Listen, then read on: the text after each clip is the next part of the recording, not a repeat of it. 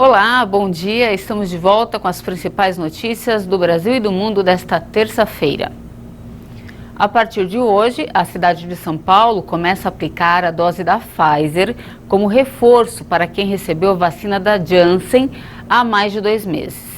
A expectativa da Secretaria Municipal da Saúde é de vacinar rapidamente mais de 300 mil pessoas que receberam a dose da Janssen.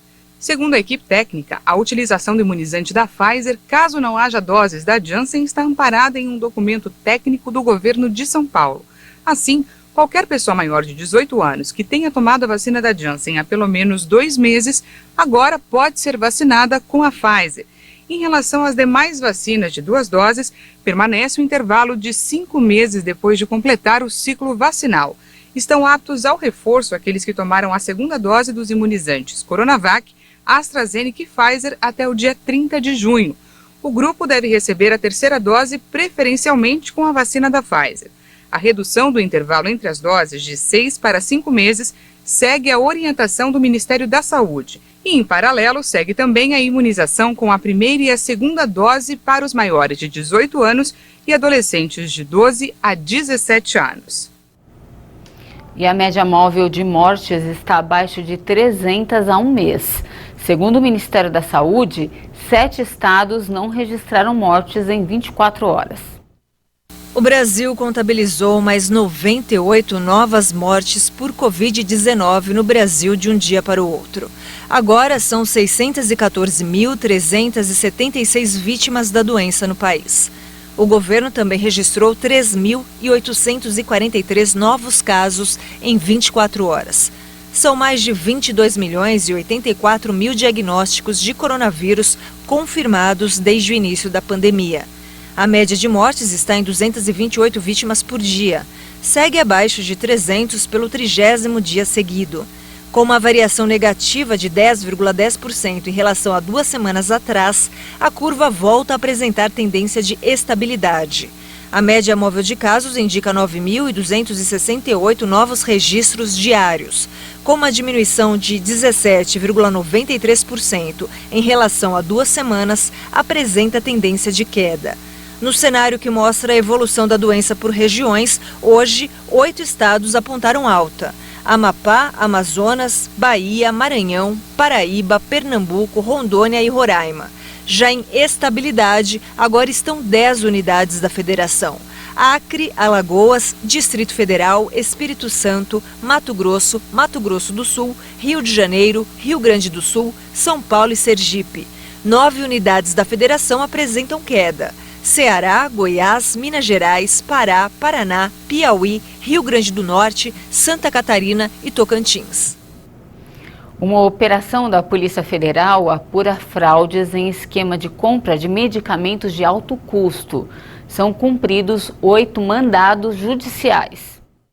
A polícia deflagrou a Operação Raros contra supostas irregularidades que envolvem a entrega de medicamentos de alto custo para pacientes com doenças raras.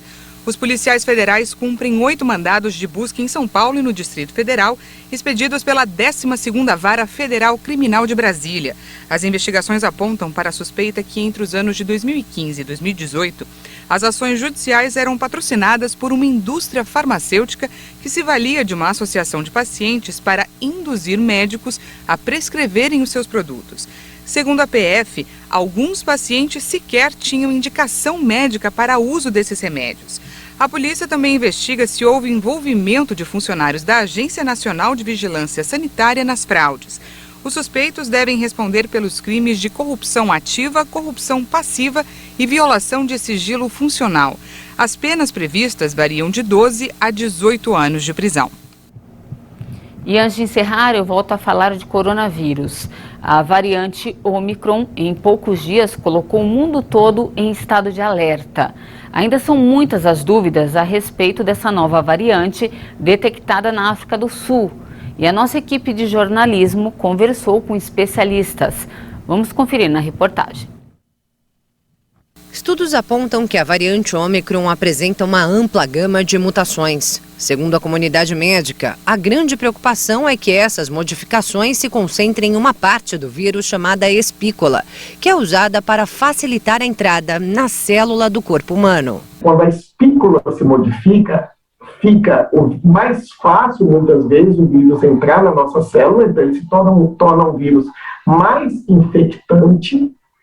E também ele pode ser um vírus que escapa da nossa defesa imunológica, ou seja, com muitas modificações, pode ser que o vírus não seja reconhecido pela nossa imunidade induzida pela vacina. Mas, segundo o infectologista, logo será possível saber se pessoas vacinadas produzem ou não os anticorpos capazes de destruir o vírus. O que vai se fazer agora é buscar sangue de pessoas vacinadas, extrair desse sangue os anticorpos e pôr em cima do vírus, de uma cultura que nós chamamos de vírus, e ver se neutraliza o vírus. Se isso acontecer, presume-se que a proteção das vacinas atualmente disponíveis é eficaz. O que se sabe até aqui é que não estão imunes à nova variante aqueles indivíduos que em algum momento contraíram o coronavírus, porque, segundo a OMS, já há evidências que sugerem um risco elevado de reinfecção. O que eles estão vendo é que as pessoas da África do Sul que estão adquirindo essa doença, com essa nova variante, são pessoas que já tinham tido Covid anteriormente. Então, eles estão percebendo que esta variante consegue se espalhar em uma população, mesmo entre pessoas que já tiveram Covid.